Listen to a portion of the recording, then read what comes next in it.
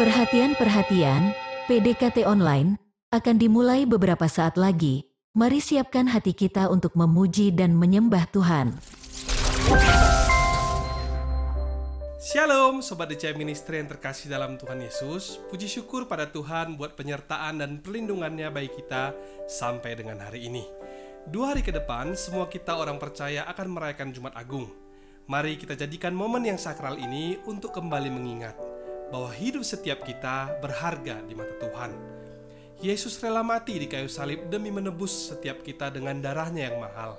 Sebab itu mulai hari ini dan seterusnya saya rindu agar kita jangan lagi menyia-nyiakan pengorbanannya, tetapi isilah hidup kita selalu dengan taat kepada Allah dan setia melakukan semua perintahnya. Bagi semua kita yang rindu untuk taat dan setia, mari kita bersama masuk hadirat Tuhan dengan bernyanyi terlebih dahulu lagu Karena Salibmu.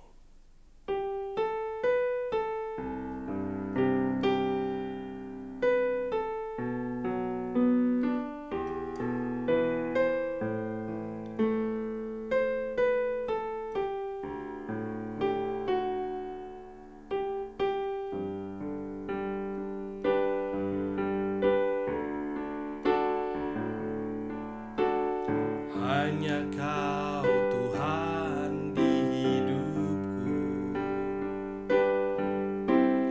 Kau berikan hidup yang baru. Darah-Mu menyucikan, pulihkan hatiku. Ku nyatakan Kaulah segalanya. Engkaulah sumber pengharapan, kuasa-Mu sanggup menyembuhkan. Jiwaku pun berserah hanya kepadamu, Yesus, Kaulah segalanya. Karena salib-Mu ku hidup, karena salib-Mu ku menang. Engkau yang berkuasa sanggup untuk melakukan mujizat-Mu. Karena salib-Mu ku hidup, karena salib-Mu ku menang. Engkau yang berkuasa sanggup untuk melakukan mujizat-Mu di hidupku.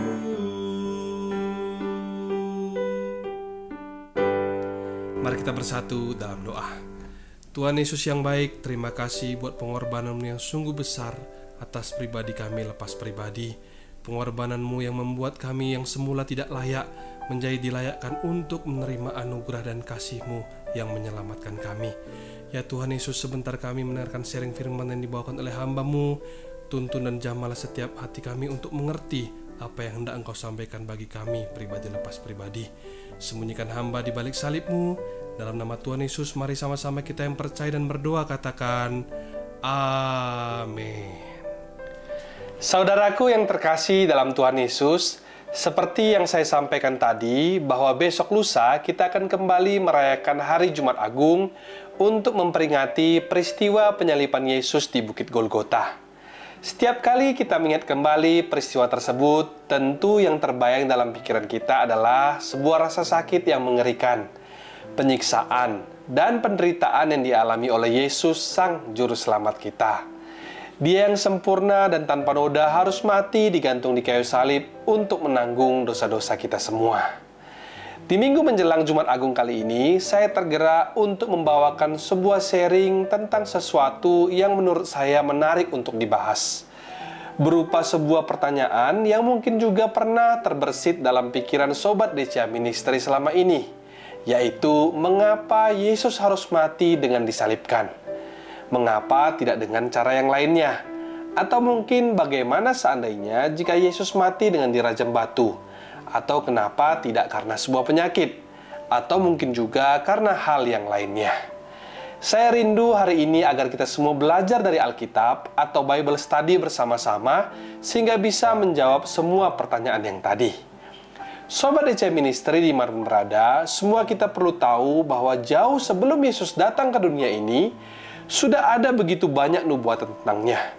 Bahkan ahli teologi yang menyebutkan ada lebih dari 100 nubuatan tentang Yesus. Dan dari semua nubuatan yang disebutkan itu, diantaranya ada beberapa nubuatan yang berkenaan dengan kematiannya. Dan semua itu tertulis dalam Alkitab kita, Perjanjian Lama. Hal inilah yang menjadi alasan dan bukti kuat bahwa kematian Yesus itu merupakan penggenapan atas seluruh nubuatan tersebut. Nah, berhubung waktu yang terbatas untuk membahas semuanya, pada kesempatan kali ini, saya hanya menyampaikan beberapa nubuatan tentang kematian Yesus beserta penggenapannya. Dan saya rindu nantinya kita semua bisa menemukan nubuatan beserta penggenapan lainnya di dalam Alkitab kita masing-masing. Beberapa nubuatan beserta penggenapan yang coba saya catat antara lain nubuatan tentang seseorang yang akan mengkhianati Yesus. Di dalam kitab Mazmur 41 ayat 10 dikatakan demikian, bahkan sahabat karibku yang kupercayai, yang makan rotiku, telah mengangkat tumitnya terhadap aku. Dan nubuatan itu digenapi dalam kitab Markus 14 ayat 10 yang berkata, lalu pergilah Yudas Iskariot, salah seorang dari ke-12 murid itu, kepada imam-imam kepala dengan maksud untuk menyerahkan Yesus kepada mereka. Seperti kita tahu bahwa Yudas ikut bersama-sama dengan Yesus dan para murid yang lainnya makan roti pada perjamuan malam terakhir. Selanjutnya ada juga nubuatan tentang peristiwa menjelang kematian Yesus dinubuatkan dalam kitab Mazmur 22 ayat 8-9 yang berkata, semua yang melihat aku mengolok-olok aku. Mereka mencibirkan bibirnya, menggelengkan kepalanya. Ia menyerah kepada Tuhan, biarlah Dia yang meluputkannya. Biarlah Dia yang melepaskannya. Bukankah Dia berkenan kepadanya? Dan hal itu kemudian kembali digenapi dalam kitab Matius 27 ayat 41-44 yang berkata, demikian juga imam-imam kepala bersama-sama ahli-ahli Taurat dan tua-tua mengolok-olokkan Dia. Dan mereka berkata, orang lain Ia selamatkan, tetapi dirinya sendiri tidak dapat Ia selamatkan. Ia Raja Israel? Baiklah Ia turun dari salib itu dan kami akan percaya kepadanya. Ia menaruh harapannya pada Allah, baiklah Allah menyelamatkan dia, jikalau Allah berkenan kepadanya. Karena ia telah berkata, aku adalah anak Allah. Bahkan penyamun-penyamun yang disalibkan bersama-sama dengan dia mencelanya. Demikian juga. Yang saya sebutkan tadi hanyalah beberapa dari sekian banyak nubuatan beserta penggenapan di dalam Alkitab. Namun, dari beberapa hal yang sama-sama kita baca dan dengar barusan tadi, tentunya kita sudah bisa memahami bahwa Yesus memang harus mati dan disalibkan supaya firman-firman itu digenapi. Namun, jika kita kembali ke pertanyaan yang tadi, mengapa harus memakai cara salib? Mengapa tidak dengan cara yang lain? Nah, terkait hal ini, Paulus dalam 1 Korintus 1 ayat 18 dengan tegas menyatakan kepada jemaat kala itu, sebab pemberitaan tentang salib memang adalah kebodohan bagi mereka yang akan binasa. Tetapi bagi kita yang diselamatkan, pemberitaan itu adalah kekuatan Allah. Mungkin ada sebagian kita yang masih sulit untuk mengerti dan mengartikan apa yang dimaksud dengan nats ini. Namun dalam Alkitab terjemahan bahasa Indonesia masa kini, ayat firman Tuhan di 1 Korintus 1 ayat 18 mengatakan, bagi orang-orang yang menuju kebinasaan, berita tentang kematian Kristus pada salib merupakan omong kosong. Tapi bagi kita yang diselamatkan oleh Allah, berita itu merupakan cara Allah menunjukkan kuasanya. Paulus pada saat itu sangat mengerti keberadaan para pembaca suratnya. Dia cukup memahami pola pikir warga jemaat Korintus yang kebanyakan orang-orang Yahudi. Orang Yahudi memiliki konsep pemikiran bahwa orang yang digantung di atas kayu salib adalah orang yang terkutuk. Tidak peduli bagaimana bentuk salibnya, yang penting adalah orang yang tergantung di antara tanah dan langit atau antara bumi dan surga menjadi simbol dari orang yang terkutuk. Di dalam budaya Romawi pada waktu itu, salib adalah hukuman yang paling mengenaskan, paling menjijikkan, dan paling hina. Dan hukuman salib itu diperuntukkan bagi para pemberontak. Bahkan budaya pada waktu itu melarang anak-anak kecil membicarakan tentang salib, karena dianggap sangat kejam. Jadi, poin pertama, mengapa Yesus harus disalib? Jawabannya, karena Yesus harus mati sebagai orang yang terkutuk untuk menanggung kutuk kita, orang-orang yang berdosa. Di dalam Galatia 3:13 dikatakan, Kristus telah menebus kita dari kutuk hukum Taurat dengan jalan menjadi kutuk karena kita. Sebab ada tertulis, terkutuklah orang yang digantung pada kayu salib. Kegagalan manusia untuk mentaati hukum Taurat telah membawa murka dan hukuman Allah atas manusia, sehingga manusia menjadi terkutuk dan terpisah dari Allah. Dan siapa saja yang menjadi juru selamat manusia, dia harus mati dengan cara sebagai orang yang terkutuk. Berikutnya, atau poin kedua, mengapa Yesus harus mati dengan cara disalibkan? Jawabannya, karena pada salib ada keputusan yang menyatakan Yesus bersalah, padahal dia tidak bersalah. Saat seseorang hendak menanggung kesalahan orang lain, maka orang tersebut pun harus juga dinyatakan bersalah. Demikian pula halnya dengan Yesus. Melalui keputusan pengadilan yang kita baca di Alkitab, saat itu dinyatakan Yesus bersalah dan patut disalibkan. Meskipun kita tahu kalau keputusan itu sebenarnya muncul akibat keiri hatian para pemimpin Yahudi dan keputusan Pontius Pilatus yang tidak adil.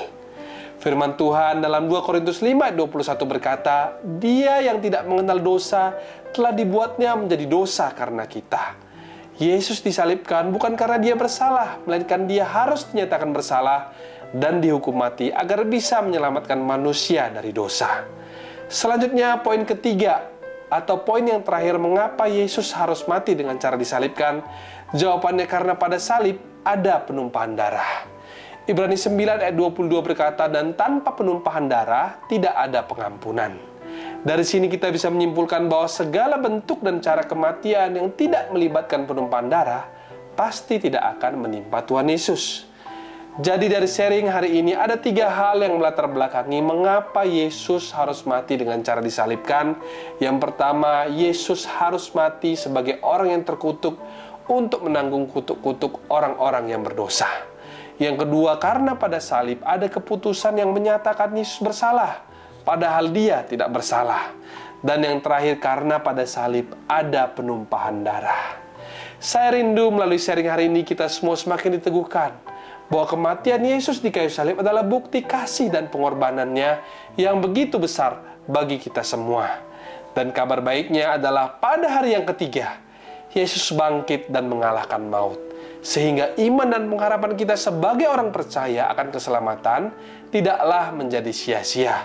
Sebab seperti surat 1 Korintus 15:14 yang berkata, tetapi andai kata Kristus tidak dibangkitkan, maka sia-sialah pemberitaan kami dan sia-sialah juga kepercayaan kamu. Apapun tantangan ke depan, tetaplah percaya dan terus berdoa, sebab Yesus hidup. Ada hari esok yang penuh dengan pengharapan dan sukacita serta damai sejahtera. Demikian sharing hari ini, tetap semangat dan Tuhan Yesus memberkati. Sebelum kita menutup perjumpaan hari ini dengan doa, mari bersama kita bernyanyi lagu Sebab Dia Hidup.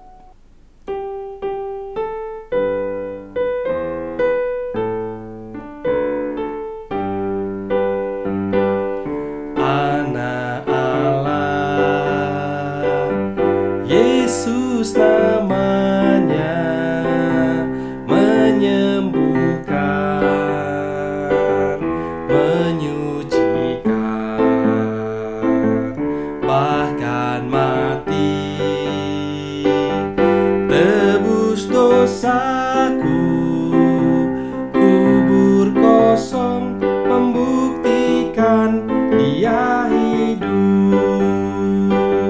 Sebab Dia hidup, ada hari esok. Sebab Dia hidup, ku tak gentar, karena ku tahu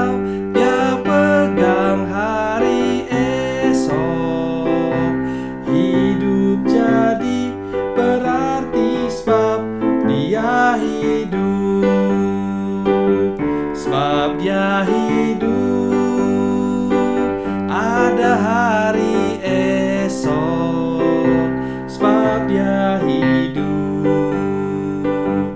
Ku tak gentar, karena ku tahu dia pegang hari esok. Hidup jadi berarti sebab dia hidup. Hidup jadi berarti sebab Yesus hidup. Hidup jadi berarti sebab dia hidup. Mari kita bersatu dalam doa. Bapa yang kami sembah, dalam nama Tuhan Yesus Kristus, terima kasih buat sharing firman yang dibawakan oleh hamba-Mu. Sebuah firman yang meneguhkan, mengingatkan kami kembali atas pengorbanan-Mu di kayu salib yang sungguh luar biasa bagi kami pribadi lepas pribadi. Bapa, biarlah Tuhan melalui pengorbanan-Mu di kayu salib senantiasa Tuhan boleh menyucikan setiap daripada dosa maupun kesalahan kami. Biar setiap daripada berkat Tuhan tidak terhalang oleh karenanya. Kami juga memohon kepada-Mu Tuhan, biarlah Engkau senantiasa memampukan kami untuk boleh hidup kudus dan berkenan di hadapan Engkau. Tuhan Yesus, kami mau bawa setiap pergumulan kami, pergumulan saudara, kerabat maupun teman kami dimanapun mereka berada. Biarlah Tuhan kami boleh serahkan seluruhnya ke dalam tangan Tuhan, sebab bagi Yesus tidak ada yang sukar. Terima kasih Tuhan, sebentar kami mengangkat tangan dan membuka hati untuk menerima berkat daripada Tuhan. Kasih karunia yang berlimpah-limpah daripada Allah Bapa di dalam anaknya yang tunggal Yesus Kristus, persekutuan yang manis dengan Roh Kudus menyertai saudara sekalian mulai hari ini sampai Tuhan Yesus datang menjemput kita di awan-awan, bahkan sampai selama-lamanya. Yang percaya bersama-sama katakan amin, amin, amin. Shalom dan Tuhan Yesus memberkati.